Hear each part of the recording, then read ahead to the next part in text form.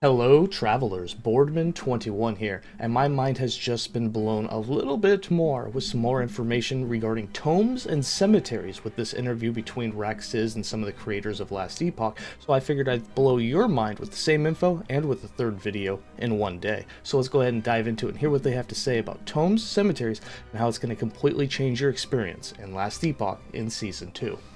With Season 2, we're introducing these new side zones. These are the tombs and cemeteries of the raised that you might have seen in the trailer. These zones, as Judd mentioned, use our new procedural generation system, so each layout there is unique. So that right there, that's huge. So we have tomes and cemeteries coming, and these are going to be like basically maps within maps. They're going to be echoes within echoes, little dungeons, side dungeons you do inside of your echoes.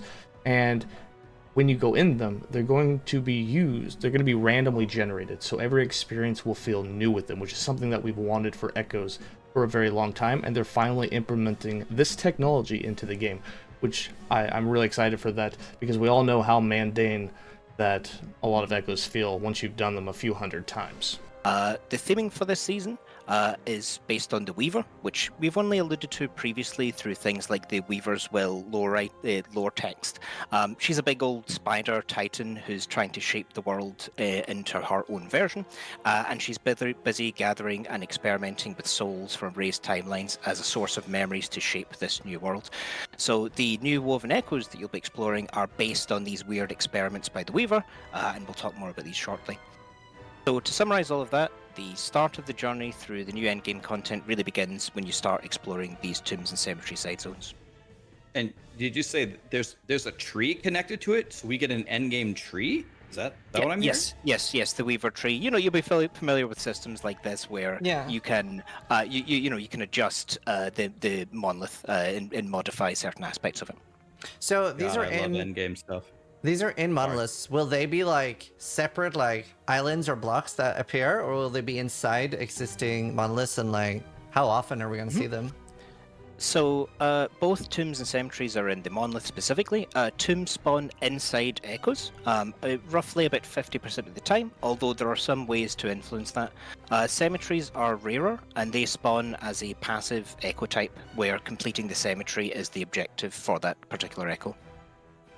Okay. So how do you complete them? And so is it like a full clear? Is there a boss? Do you have to do objectives? Do I have to pull levers? How long do these things take? Wait. When you go, Holly. Yeah, there's a boss. They're a bit smaller than a regular echo, but the layout's quite different using procedural. How balanced is it that like a lot of min-maxers especially will like end up skipping things? Like, what's the on this as fast as possible before interacting with anything? It's always going to be tough to make additions to the end game that those players are happy to pause ranks of the reward systems in tombs and in the faction as a whole. And I guess I'll pass it over to Holly, who'll talk about some systems that we haven't introduced. They drop their own unique items as well. You'll also start on this as fast as possible before interacting with anything. It's always going to be tough to make additions to the end game that those players are happy to pause and delay for. But in terms of the specific rewards, so these tomes and cemeteries are going to be encounters. You're going to run into them inside of echoes. For the tomes and for the cemeteries, obviously, you would be able to find those as an actual echo on your map. Now, the tomes inside of echoes, like he said, is about 50% of the time. Now, as we dive into the rewards for doing these, let's find out what those are.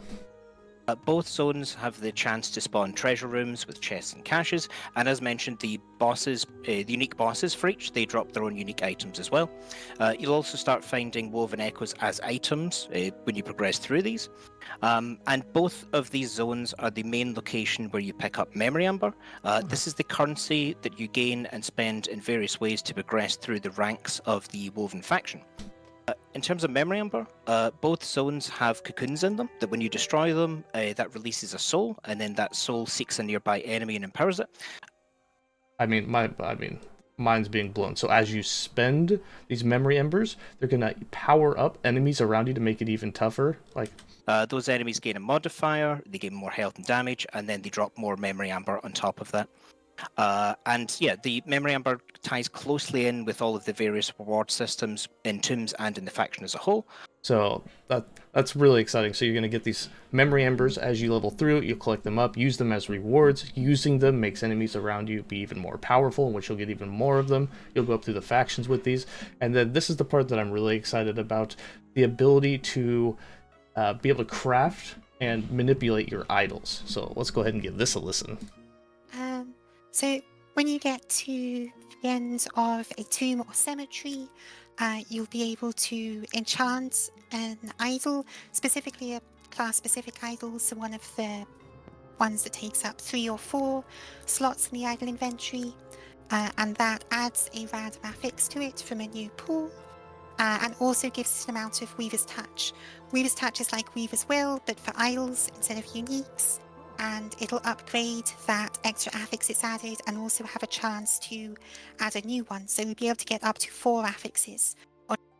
Okay, that just sounds absolutely insane. So you now take your class-specific affix, you throw it into this cache at the end of a tome or a cemetery, and it's going to add an affix to it. So you'll have 3 affixes on that idol, and then it'll add some Weaver's Touch, which acts like Weaver's Will, and then you'll be able to level up the tier of that affix that was added and have a chance of adding a 4th one onto it, and then level that one up as well, depending how much Weaver's Will or Weaver's Touch that you've had on that item.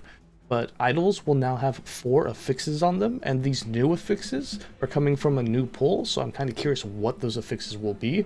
Be quite interesting, and if some of them are powerful, I think idols will definitely become a bigger player in patch 1.2.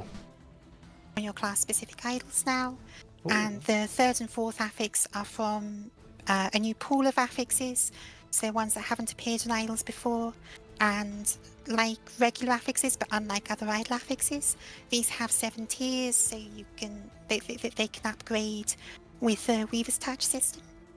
Yeah, that's just absolutely insane.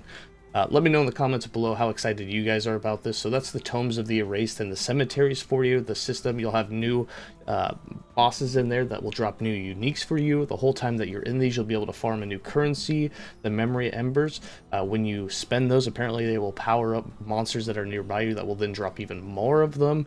At the same time, you will be able to use those, or as you spend them, you'll get to rank up in the Woven faction. There's going to be a new Weaver tree in which you'll be able to affect things on your echoes that you're doing. Inside of those tomes, you'll also be able to get woven echoes that fall and then be able to add those to your echo timelines, which is going to be a really interesting take. So I think timelines aren't going to feel as mundane. You're going to have these new unique experiences, which will be really nice. And then again, at the end, you'll now be able to craft idols at the end of your tome runs, assuming that you've completed them.